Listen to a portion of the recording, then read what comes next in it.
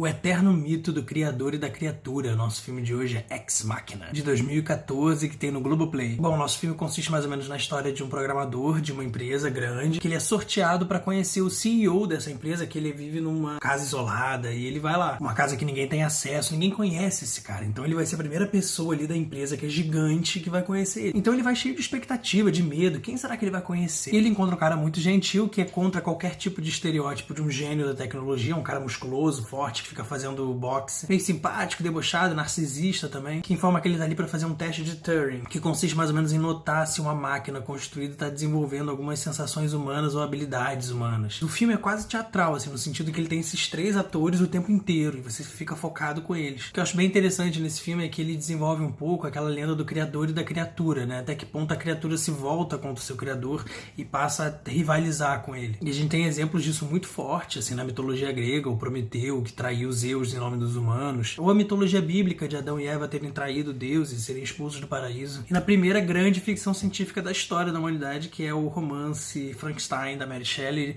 que é uma autora mulher inglesa no começo do século XIX, que fala um pouco sobre isso, sobre o homem que brinca de ser Deus e cria um outro ser e esse ser se volta contra ele. Então o nosso protagonista, ele se vê no meio de uma sinuca de bico, ele tá ali com o dono, com o patrão dele, só que ao momento ele tá se envolvendo com uma robô que tá demonstrando interesse por ele e entra no choque de versões. Em quem confiar? Quem está dizendo a verdade? Eu acho legal o nome desses três protagonistas. Ava, que é a robô, Caleb, que é o programador, o ruivo, e o Nathan, que é o CEO. São três nomes que têm origem bíblica ou estão na Bíblia de alguma maneira. Ava é uma derivação de Eve, da Eva, né? Nesses dois momentos ela se comporta como uma mulher criada por um homem, a partir do momento que a Eva, na mitologia, nasceu da costela de Adão, e essa Ava foi criada em laboratório por um humano. Caleb, que tá na história bíblica da Terra Prometida, dos hebreus, chegando, é tipo um espião, né, que entra num lugar desconhecido. E Nathan, que é presente de Deus. Um dos apóstolos também se chama Natanael, né, que é tipo a origem desse nome, Nathan, Nathaniel, ou no português Nathan. Acho muito interessante comentar sobre esse diretor, né, o Alex Garland, que essa ideia meio que surgiu nele quando ele tinha entre 11 e 12 anos, que ele começou a operar e mexer num computador velho que ele tinha, e começou a recriar e começou a investigar a tecnologia, e ele, a partir do momento, achou que aquele computador meio que tinha consciência. E a partir daí, essa história de máquina com consciência meio que ficou na cabeça dele. Ele leu muito sobre robótica, neurociência, filosofia da ciência, cognição e tudo. Ele foi criando bagagem para poder fazer esse filme. Ele também é um autor de livros. Ele fez o livro que originou o filme A Praia, do Leonardo DiCaprio, de 2000. O livro é de 96. Então esse teor meio que distópico tá dentro dele de alguma maneira sempre. A partir do momento que ele pensa numa história não muito realista, no e se? E se a humanidade se isolasse numa ilha, a praia?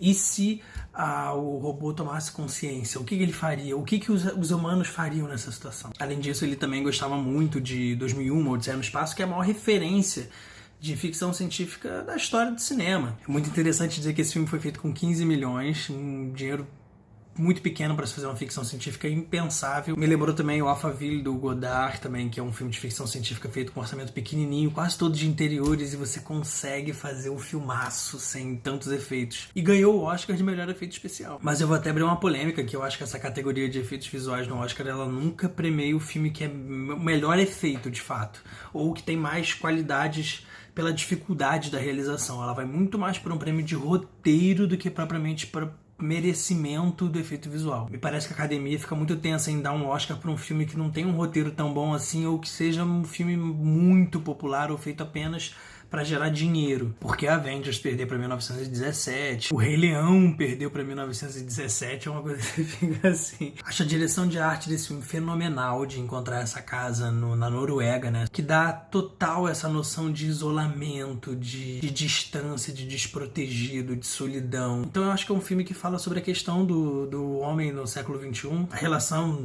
da humanidade com a máquina, da ética científica também. Então é isso, galera. Esse foi o Ex Machina, que é um filmaço, tá no Globoplay. Também concorreu a roteiro no Oscar, mas não levou, mas concorreu. Isso já é um grande feito, ainda mais pra um filme pequeno. E o nosso próximo filme tá no Netflix, que é o Manchester à Beira-Mar. Beijo, galera.